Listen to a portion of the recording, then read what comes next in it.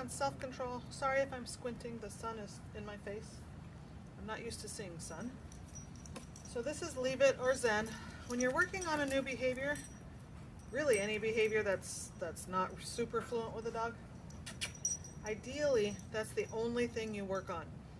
So if she jumps on me right now, I'm just going to ignore it because that's not what I'm working on. What I want her to do is completely ignore the food that's in my hand and wait for me to hand it to her. We just got done playing and there's some food on the ground that she's going to clean up.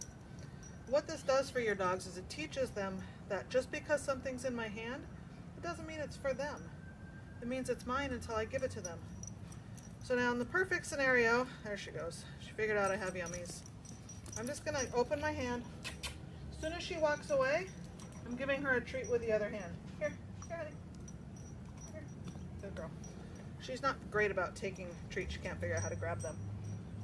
And then I go right back to this. The reason she's on a leash is because if she disconnects and leaves, it's not a very good training session. So I'm keeping her so she can only go so far. Again, she wants the treats. My hand is closed.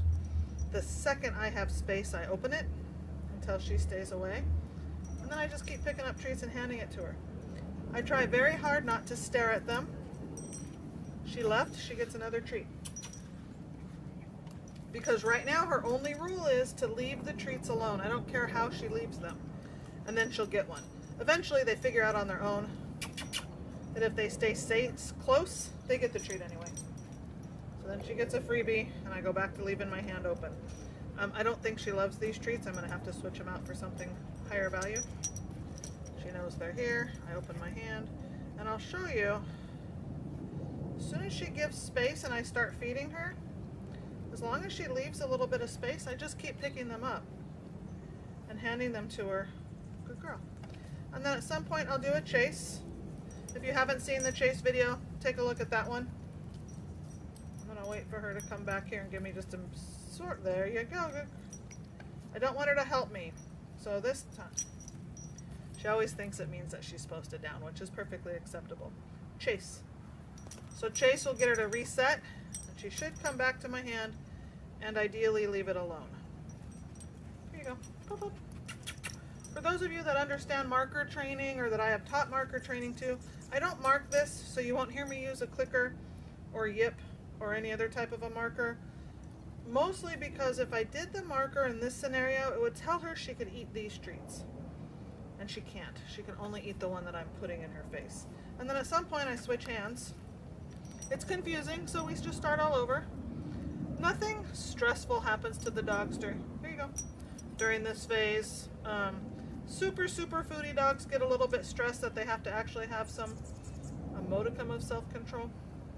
But that stress goes away really quickly when they figure out that all they have to do is nothing, and you just keep feeding them.